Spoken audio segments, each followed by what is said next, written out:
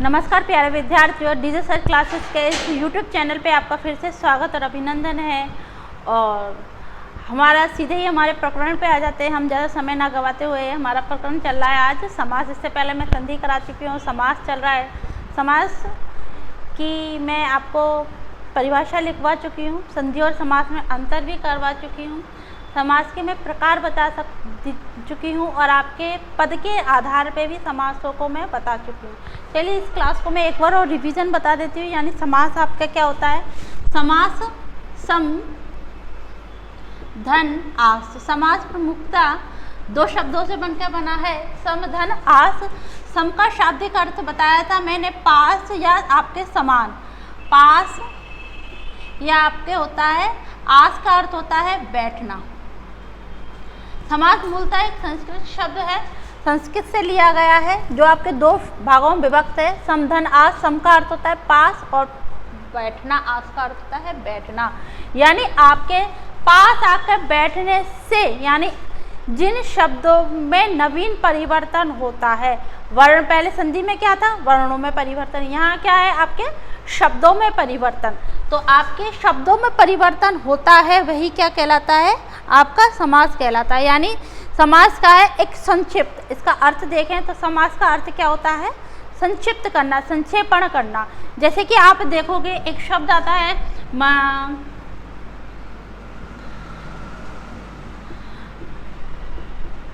रसोई के लिए घर।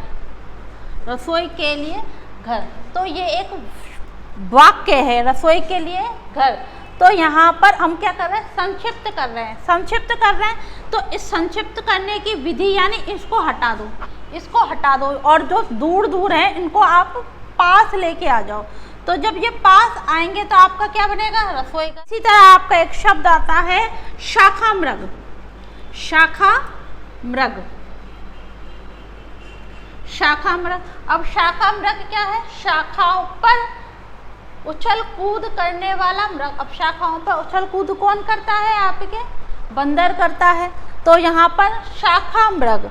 तो पूरा की पूरा जहाँ पद ही लुप्त हो, वाक्य ही लुप्त हो गया, वहाँ आपके क्या होता है, शाखा मृग। यानी आपके क्या है, ये आपके समास होता है, जहाँ आपके विभक्तियों का लोप हो जाता है, कारक चिन्हों का लोप हो जाता है। ये क्या होते हैं, समास होते हैं यहाँ। यानी दूरियां, यानी कह सकते हैं हम दूरियों को मिटाकर निकटता जहाँ आती है, दूरियों को मिटाकर जहाँ निकटता आती है, वही क्या कहलाता है, समास कहलाता है। यानी मैं अपने शब्दों में कहूँ कि आपके क्या है, समास संक्षिप्त। यानी पास पास आना, पास पास आना क्या कहलाता है, समास कहलाता है। चलिए समास ऐसे नहीं कि दो शब्द यहाँ, जैसे कि आपने कहा माता पिता, तो माता पिता में तीन शब्दों का भी हो सकता है, जैसे कि तन मन धन।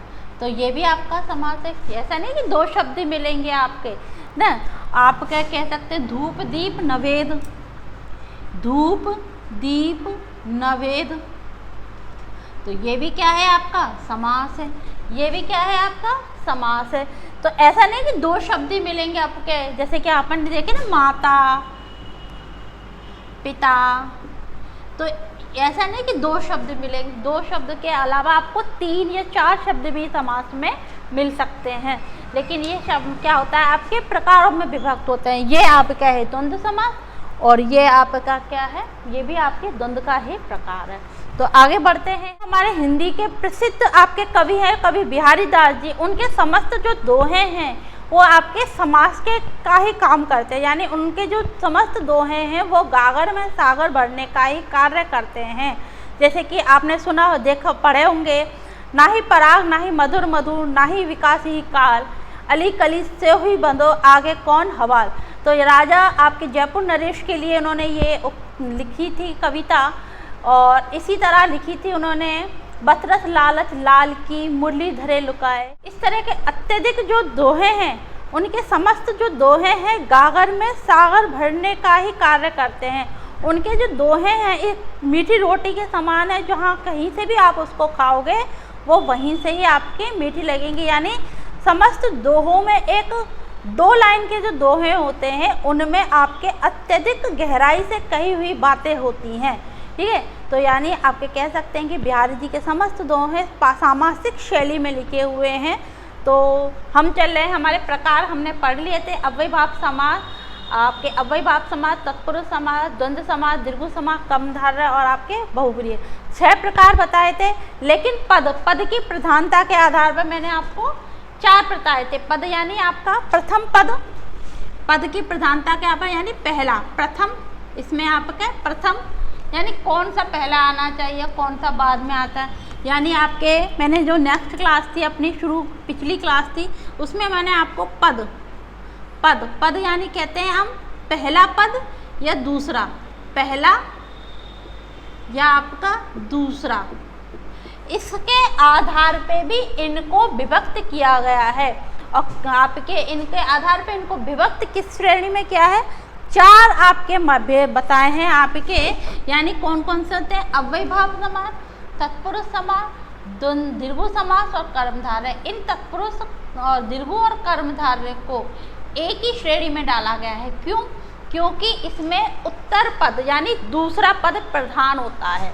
कौन सा पद? उत्तर पद। देखिए दोबारा मैं इसको बता देती हूँ। पद की प्रधानता के आधार पर इसको मुख्यतः आपके 4 भागों में बांटा था। पद की प्रधानता,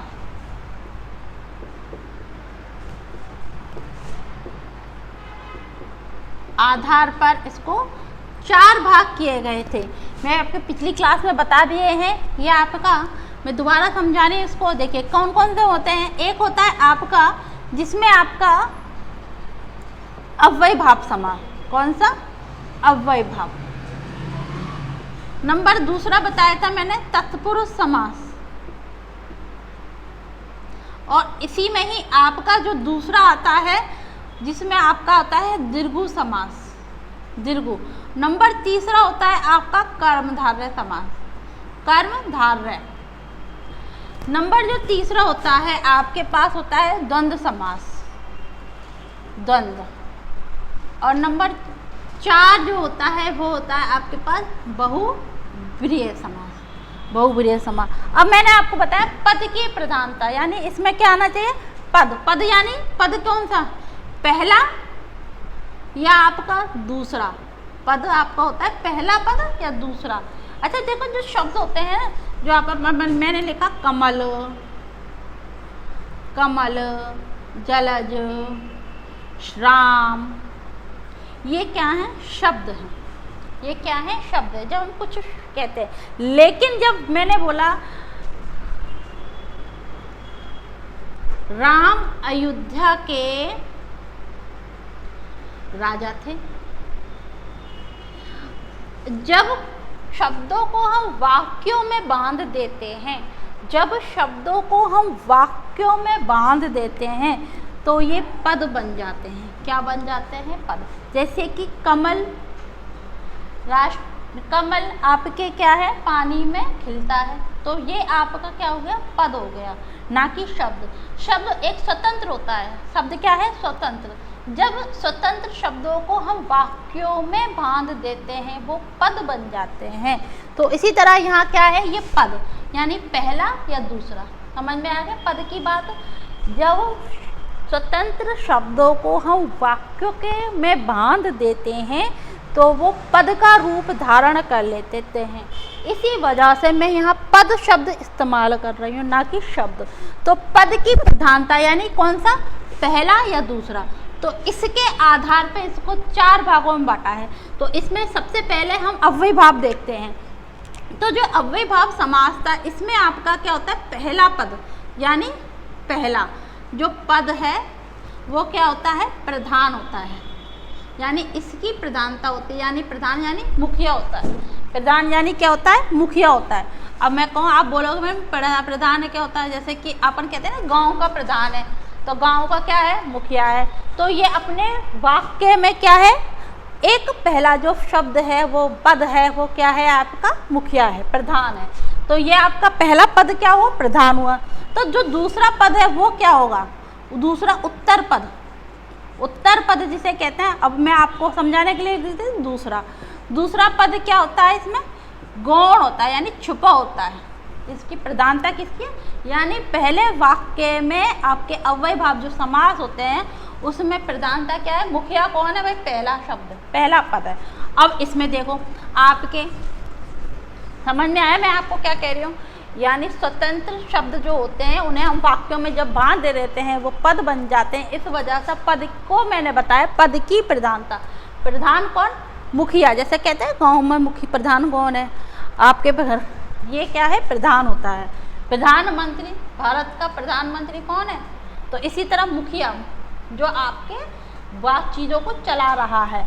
तो इसमें आपके तत्पुरुष समास में, दीर्घु समास में और आपके कर्मधारय यानी तत्पुरुष में, दीर्घु में और आपके कर्मधारय में, इसमें क्या होता है, उत्तर, उत्तर यानी दूसरा।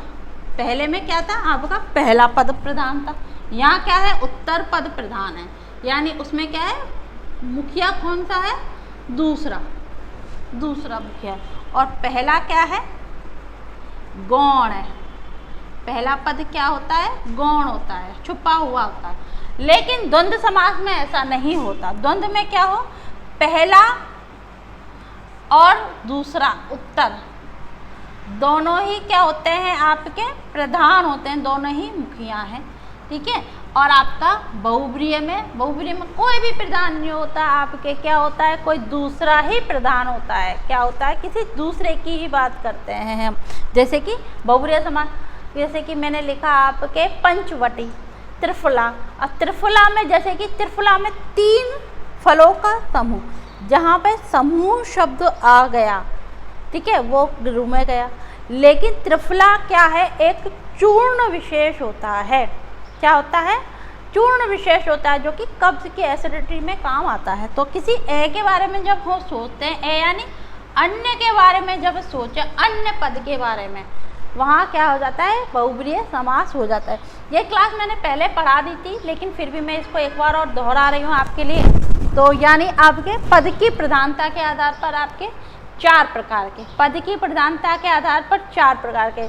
लेकिन अगर बताएं आपके, याद रखना, मैं जो शब्द बोली पद, बार बार मैं शब्द बोली पद, पद यानी पद की प्रधानता के आधार पर अगर आते हैं तब आपके पहला अव्ययभाव समास और तीनों जो गए हैं जिसमें उत्तर पद प्रधान होता है, कौन कौन से होते हैं उत्तर पद में, आपके तत्पुरुष समास, दीर्घु समास और कर्मधारय। उत्तर पद में तीनों एक साथ आ जाएंगे, उत्तर पद में ये तीनों क्या हो जाएंगे, एक साथ आ जाएंगे।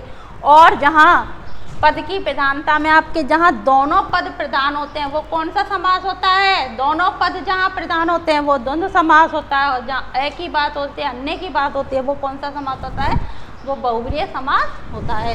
चलिए फिर हम पढ़ रहे थे, मैंने अगर प्रकार, अगर भेद यानी टाइप्स की बात आती है, यानी प्रकार, भेद और टाइप्स की बात आती है। टाइप्स क्या कहते हैं हिंदी में, हिंदी में कहते हैं प्रकार या भेद। अगर ये आते हैं तो समास कितने प्रकार के होते हैं, 6 होते हैं। यानी ये 6 को अलग अलग डिवाइड कर दिया आपके। अब तो क्या था, पद, पद की प्रधानता थी, कौन सा था, उत्तर पद प्रधान है इन तीनों में, दोनों में आपके वो है। तो समझ में आया। तो अभी हमारा चल रहा था अव्ययभाव समास, जो हमारी क्लास कौन सी चल रही थी, अव्ययभाव समास की। समास की मैंने परिभाषा लिखवा दी थी, एक बार उसको देख लेते हैं। अव्ययभाव समास की परिभाषा,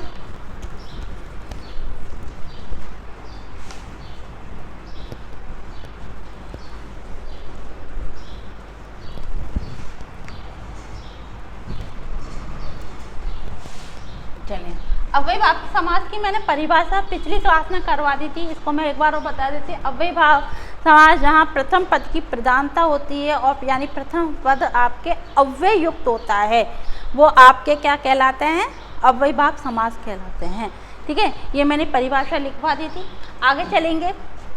मूलतः ये इसके उपभेद यानी भेद यानी टाइप्स के भी आपके 3 टाइप्स जो होते हैं, यानी इसके भी हम 3 भाग किए गए हैं। अव्ययभाव समास के मैंने आपको बताया, मैं बहुत विस्तार से आपको पढ़ा रही हूँ, ऐसा नहीं मैं चाहूँ तो आपको यहाँ शब्द लिखवा के इसको कर सकती हूँ। चलिए देखते हैं, इसके 3 भाग किए गए हैं अव्ययभाव समास के। इसको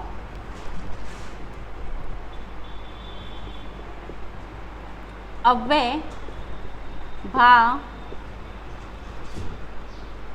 समास के प्रमुखता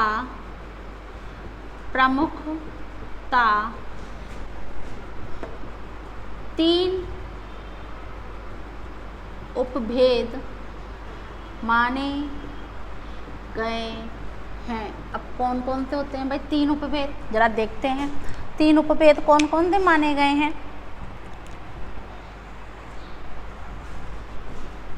चलिए भाई नंबर 1 आता है हमारे पास, जो नंबर 1 है उसका, इसमें क्या होते हैं अव्यय युक्त शब्द होते हैं। प्रथम शब्द जो होता है, प्रथम शब्दांश कहेंगे, प्रथम शब्दांश उपसर्ग युक्त होता है, उपसर्ग युक्त होता है। किसका? उपसर्ग। तो इसको मैं सारणी में समझा देती हूँ, यानी आपके मैं इसको इस तरह समझाती हूँ। देखिए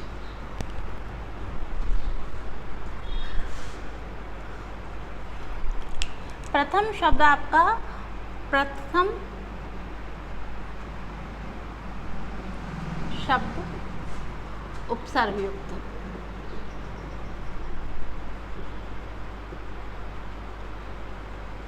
प्रथम शब्द होता है आपका उपसर्ग युक्त। ठीक है, फिर आते हैं हमारा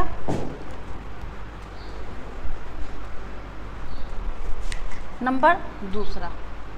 नंबर दूसरे में आपके क्या होती है आवृत्ति मूलक, यानी एक ही शब्द की 2 बार आवृत्ति होती है। एक ही शब्द की आपकी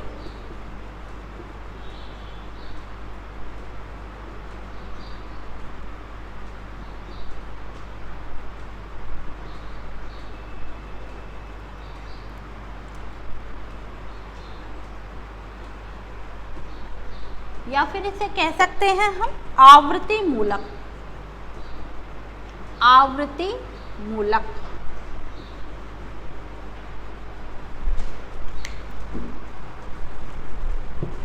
इसको मैं दोबारा लिखती हूँ, दोबारा देखना। ये है आपका आवृत्ति मूलक।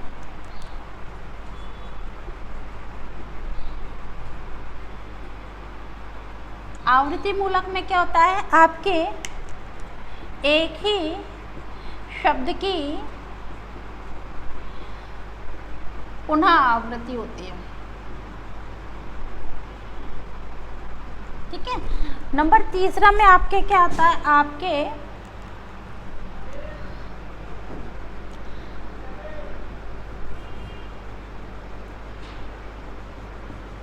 प्रमुख शब्दांश अंत में लगता है।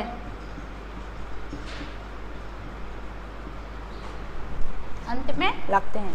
चलिए जो मैं आपके लिए लिखवा रही हूँ ये है आपके उपसर्ग युक्त, ये है आपके उपसर्ग युक्त।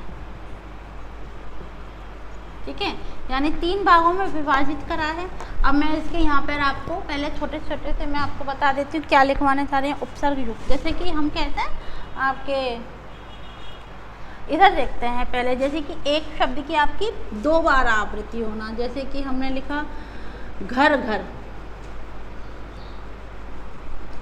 ये है आपका एक ही शब्द की पुनः आवृत्ति हो रही है। तो ये क्या होता है आपके योजक चिन्हों से जुड़ा होता है। योजक चिन्हों से तो आपके द्वंद्व समास में भी जुड़ा होता है, लेकिन वहाँ आपके 2 अलग अलग शब्द होते हैं। द्वंद्व समास में आपके 2 अलग अलग शब्द होते हैं। यहाँ क्या होते हैं आपके एक ही शब्द की आपकी 2 बार आवृत्ति होती है। जैसे कि मैंने लिखा आपके घर घर, साफ साफ साफ,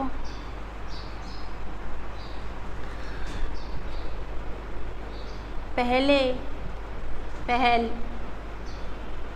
गली गली,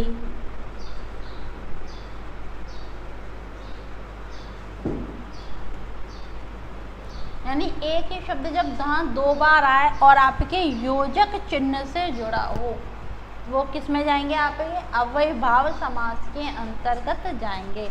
अब मैंने लिखा आपके पास ये आपके प्रमुख शब्दांश आपके अंत में लगते हैं। जैसे शब्द तो आया आपका ये, और शब्दांश यानी रात भर, रात भर, तो ये क्या है आपका जो ये है ना भर, ये क्या है आपका प्रमुख। जैसे आया ला इलाज, ला इलाज।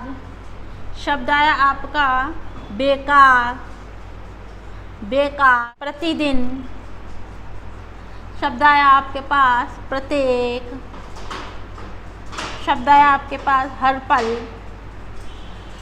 तो आपके पास जो ये दिख रहे हैं ना, ये क्या है, उपसर्ग है। अब आप कहोगे मैडम प्रत्येक में उपसर्ग कहते हैं, भाई प्रत्येक में प्रति धन एक, हर में आपका हर पल, रात भर, यावत जीवन, ठीक है, दिन भर, पेट भर,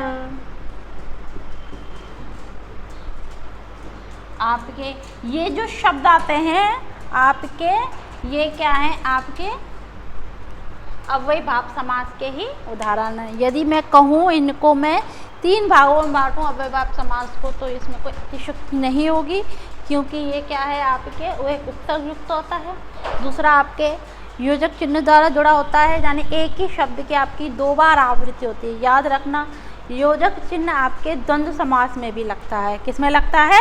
द्वंद्व समास में। लेकिन वहाँ आपके क्या होता है, दोनों जो शब्द होते हैं वो अलग होता है। माता पिता, रात दिन, घर बाहर, समझ में आया? तो ये क्या है, दोनों शब्द जब अलग अलग होते हो वो आपके द्वंद्व में जाएंगे। जहाँ एक ही शब्द की आवृत्ति 2 बार होती है, वे सभी समस्त शब्द कहाँ जाएंगे आपके, कहाँ जाएंगे? अव्ययी भाव समास में जाएंगे। और ये किस में जाएंगे? ये किस में जाएंगे? ये जाएंगे आपके द्वंद्व समास में, द्वंद्व समास में जाएंगे। समझ में आ गया? तो चलते हैं आगे, इनको हम आगे बढ़ाते हैं। तो सबसे पहले लिखेंगे हम उपसर्ग युक्त शब्द। तो इसको आप स्क्रीनशॉट ले लीजिए या फिर इसको उतार सकते हैं। आगे चलते हैं, हम पढ़ रहे हैं अव्ययी भाव समास। अव्ययी भाव समास की मैंने परिभाषा पिछली क्लास में करवा दी थी। अव्ययी भाव को मैं 3 भागों में विभक्त किया है। आपके उपसर्ग युक्त, आवर्ती मूलक और आपके प्रमुख, अंत में लगते हैं प्रमुख शब्द।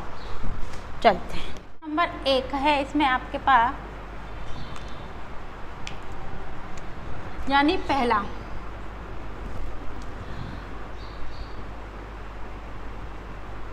उपसर्ग युक्त सामासिक, सामासिक पद। उपसर्ग युक्त सामासिक पद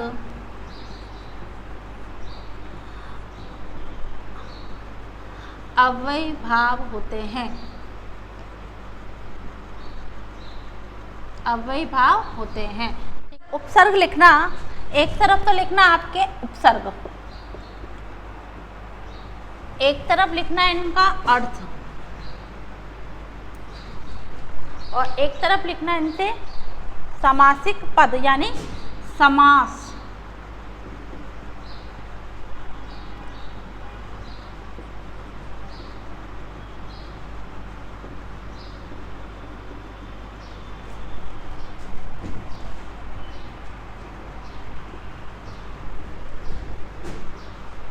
चलते हैं,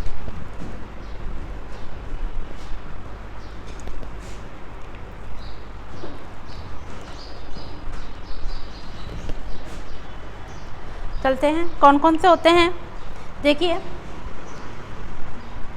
सबसे पहले लिखते हैं हम, चलते हैं, यानी आपके नंबर 1 चल रहा है अव्ययी भाव समास का, आपके उपसर्ग युक्त शब्द, यानी उपसर्ग युक्त से बनने वाले जो समस्त शब्द होंगे वो किस में जाएंगे? अव्ययी भाव समास के उदाहरण होंगे। नंबर 2 पॉइंट मैंने क्या लिखवाया था आपके आवृत्ति मूलक, यानी एक ही शब्द की आवृत्ति जहाँ 2 बार होती है वो समस्त उदाहरण भी कहाँ जाएंगे? आपके अव्ययी भाव में जाएंगे। जहाँ आपके प्रमुख शब्द, यानी आपके कुछ शब्द आपके जैसे होते हैं वो अगर आपके मूल शब्द के अंत में जुड़ते हैं, जैसे रात भर, दिन भर, तो ये आपके किस में जाएंगे? ये भी अव्ययी भाव समास के ही उदाहरण है। आगे बढ़ते हैं हम, नंबर 1 पॉइंट चल रहा है हमारा, तो इसका पॉइंट मैं लिख देती हूँ, आप लिख, इसके उदाहरण अपन लिखते हैं। चलिए देखते हैं, आपके उपसर्ग युक्त जो शब्द हैं उनसे बनने वाले जो उदाहरण हैं वो मैंने लिखवा दिए हैं। यानी अव्ययी भाव में क्या आएंगे, नंबर 1 पॉइंट मैंने जो लिखवाया, उपसर्ग युक्त से बनने वाले जो शब्द होंगे वो समस्त उदाहरण किस में आएंगे, आपके अव्ययी भाव समास के ही उदाहरण होंगे। जैसे कि मेरे पास अभी मैंने आपके लिए कुछ उदाहरण लिखवाए हैं, यानी आपको याद क्या रखना है, उपसर्ग से बनने वाले समस्त जो उदाहरण होंगे वो किस में आएंगे, अव्ययी भाव समास में आएंगे। दोबारा सुनिए, उपसर्ग से बनने वाले जो शब्द होंगे वो समस्त उदाहरण किस में आएंगे, अव्ययी भाव समास के अंतर्गत आएंगे। चलिए देखते हैं मैं क्या लिखवा रही हूँ। जैसे कि मैंने लिखवाया आपके पास प्रति, प्रति का मैंने अर्थ लिखवाया हर, तो इसमें आपके प्रतिदिन, प्रति क्या है, उपसर्ग है, दिन, दिन क्या है, मूल शब्द है, दिन क्या है, मूल शब्द है, तो इसमें आपके प्रति उपसर्ग लगा। प्रत्येक, प्रति क्या है, यण संधि लग रही, मैंने आपके बताया था आपको पिछली क्लास में, समासों में संधि होना अनिवार्य है, ठीक है। तो ये क्या है आपका प्रत्येक, तो ये 2 शब्दों से बना है, प्रति धन एक, तो एक तो आपका मूल शब्द और प्रति क्या है आपके पास उपसर्ग है। इसी तरह प्रत्यक्ष, प्रति धन अक्ष, तो इसमें भी आपके अक्ष मूल शब्द और प्रति क्या है, उपसर्ग है, यानी उपसर्ग का होना अनिवार्य है। यहाँ पर भी आपके हर, हर क्या है, उपसर्ग है, इसका अर्थ होता है प्रति, तो हर पल, हर वर्ष, यहाँ आपके भर उपसर्ग होता है, भर पेट, भरपूर, भरसक, आ का अर्थ होता है तक, आ का अर्थ होता है तक, तो जीवन तक, आगत, आपूर्ति, अनु का अर्थ होता है आपके पीछे, अनुकरण, अनुगामी, अनुच्छेद, अनुचर, यावत का अर्थ होता है जीवन भर, यावत जीवन, जीवन तक, बाकायदा, बाकायदा यानी सहित, यानी बाकायदा, कायदा सहित, बाइज्जत, इज्जत सहित, ये भी क्या है आपके उपसर्ग है। फिर आपका आएगा ला, ला भी आपका क्या है उपसर्ग है, रहित, लाइलाज, बे, बे क्या है उपसर्ग है, बेशरम, शर्म से रहित, बेवफा, वफा से रहित, सा क्या है उपसर्ग है, सा का अर्थ होता है सहित, तो आदर सहित, अर्थ सहित, सार्थक और आपके परिवार सहित। तो मैंने आपके लिए नंबर 1 आपके अव्ययी भाव का 1 पॉइंट करवा दिया है, यानी उपसर्ग से बनने वाले समस्त शब्द किस में आएंगे, अव्ययी भाव के उदाहरण होंगे। चलिए इसका दूसरा पॉइंट पे भी चर्चा करें। पॉइंट था हमारा आवृत्ति मूलक, यानी 2 शब्द जब एक ही शब्द की आवृत्ति 2 बार होती है तो उससे बनने वाले शब्द भी अव्ययी भाव के उदाहरण होंगे। जो पॉइंट था आपके अव्ययी भाव की दूसरा पॉइंट चल रहा है उपभेद में आपके कि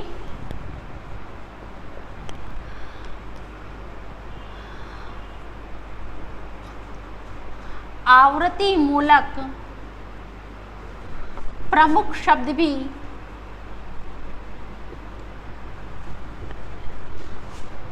अव्ययी भाव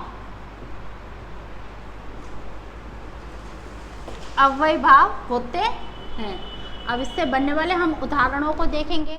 ये शब्द योजक चिन्ह द्वारा, ये शब्द योजक चिन्ह द्वारा एक दूसरे से जुड़ा होता है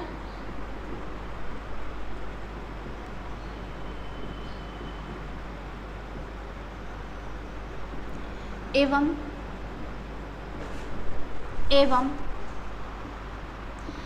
एक ही शब्द की 2 बार आवृत्ति होती है।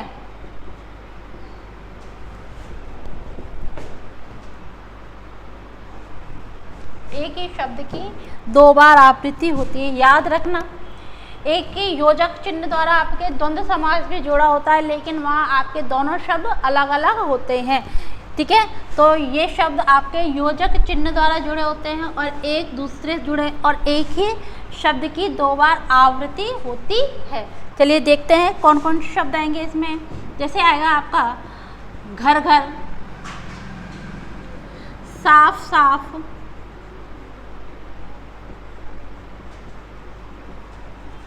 गली गली,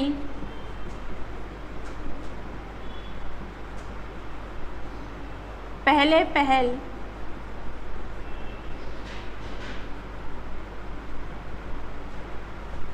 रातों रात। कोई बहुत कुछ शब्द ऐसे होते हैं जो योजक चिन्ह से जुड़े नहीं होते, वो ऐसे के ऐसे आते हैं, लेकिन आवृत्ति 2 बार हो रही है। हाथों हाथ, कानों कान,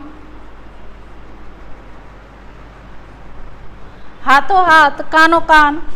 इधर आपके कनक कनक, क्षण क्षण, क्षण क्षण आपका इधर आएगा। यानी यहाँ योजक चिन्ह भी आते हैं और आपके योजक चिन्ह से भी जुड़े हैं, और आपके कुछ शब्दों में आपके योजक चिन्ह नहीं होता, जैसे कि फटाफट, फटाफट। लेकिन एक ही शब्द की आवृत्ति 2 बार हो रही है। पहलो पहल, रातों रात, ए से ही आता है। पहलो पहल। तो ऐसे शब्द किस में आएंगे? आपके अव्ययी भाव के उदाहरण होंगे। ये इसका दूसरा पॉइंट हुआ। अब आगे चलते हैं। आप इसी तरह एक शब्द और आएगा आपका खचाखच।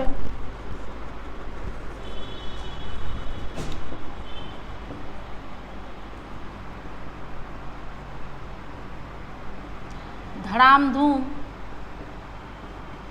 धड़ाधड़, धड़ाधड़ भी आ सकता है, धड़ाधड़।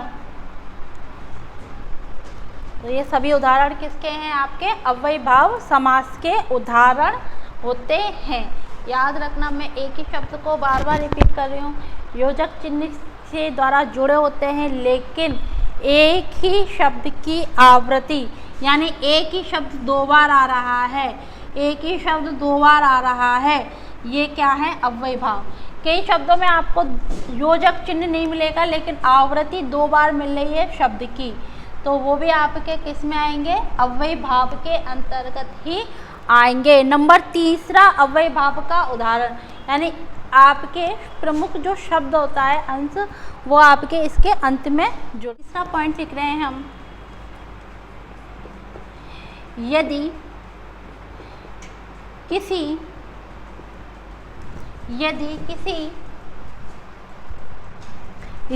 किसी सामासिक पद में, सामासिक पद के अंत में प्रमुख शब्दांश, प्रमुख शब्द जैसे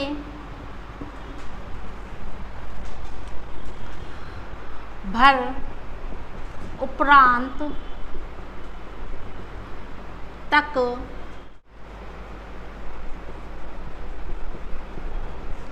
अर्थ, पार आदि जुड़े हों, वे भी अव्यय होंगे, अव्ययी भाव होंगे,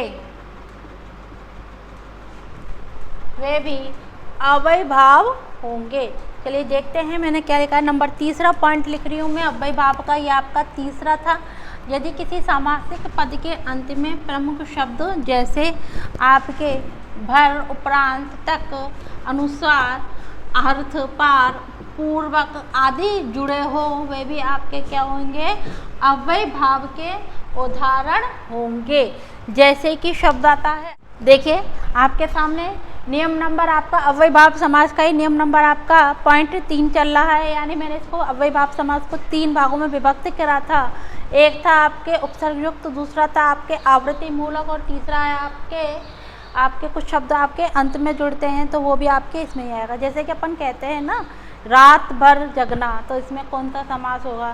तो अव्ययी भाव समास होगा। ठीक है। हम कहे परिवार सहित आना खाने पर, तो परिवार सहित में कौन सा समास है? आपका अव्ययी भाव समास है। यानी परिवार तो क्या है? मूल शब्द है, और सहित क्या है? आपका शब्दांश है। आपका जो ऐसे शब्द पीछे जोड़ते हैं वो भी अव्ययी भाव में आएंगे। जैसे कि आपका रात तो क्या है? मूल शब्द। भर क्या है? आपका पेट भर। मृत्यु उपरांत उपरांत जहाँ में ज्ञानार्थ, पदानुसार, धर्मानुसार, सहित, गंगा पार, यमुना पार, नदी पार, ध्यान पूर्वक, प्रेम पूर्वक, ऐसे शब्द भी आपके किस में आएंगे? अव्यय भाव समास में आएंगे। समझ में आया? तो दोबारा देखते हैं हम अव्यय भाव समास को, एक बार फिर से रिवीजन देखते हैं इसका। जहां आपके प्रथम शब्द अव्यय युक्त होता है एवं पहला पद क्या होता है? आपका प्रधान होता है यानी मुखिया होता है, वो आपके अव्यय भाव समास में आएंगे। तो पहला पद जहाँ मुखिया होता है, याद रखना। तो इन शब्दों में पहला पद क्या है? मुखिया है। रात मुखिया है, ये है, ये है। तो जहाँ पहला पद आपका क्या हो? मुखिया होता है, वहाँ पर आपके प्रधान होता है अव्यय भाव। जहाँ आपके एक ही शब्द की आवृत्ति 2 बार हो रही है, ऐसे शब्द विशेष भी कहाँ आएंगे? अव्यय भाव में आएंगे। और योजक चिन्हों से जुड़े होते हैं, ये भी अव्यय भाव में आएंगे। तीसरा पॉइंट आपका हमने ये लिखा है, तो ये मैंने अव्यय भाव समास आपके करवा दिए हैं। कल चलेंगे हम तत्पुरुष समास। तत्पुरुष समास में भी आपके कई उदाहरण आते हैं। पिछले अगर एग्ज़ाम आपने देखे होंगे तो उसमें आपके कारक विभक्ति और आपके पद ही लुप्त हो जाता है, और एक होता है आपके नए तत्पुरुष समास। तो ये समस्त उदाहरण भी आपके किस में आएंगे? इसमें ही आपके तत्पुरुष समास में आएंगे। याद रखना, उपसर्ग युक्त शब्द आपके इसमें भी आते हैं। यहाँ पे भी आपके नकारात्मकता का भाव होता है। जैसे कि मैंने शब्द लिखा अमर, अमर, मर, अमर। एक शब्द लिखा मैंने अजर, अमर यानी मरना, जर यानी बूढ़ा होना। तो आपके आ का जो आ का अर्थ होता है वो क्या होता है? नहीं। आ का अर्थ क्या होता है? नहीं, यानी नकारात्मकता यहाँ पर भी मिलती है, लेकिन इसमें क्या है? आ क्या है? उपसर्ग है। आ क्या है? उपसर्ग है।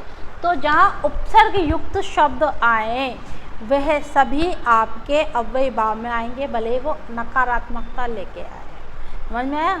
तो अव्यय भाव आपके नए तत्पुरुष समास में भी नकारात्मकता मिलती है। ठीक है, तो वहाँ हम तत्पुरुष समास में देखेंगे। तो आज के लिए इतना ही, बाकी हम बाद की क्लासों में देखेंगे।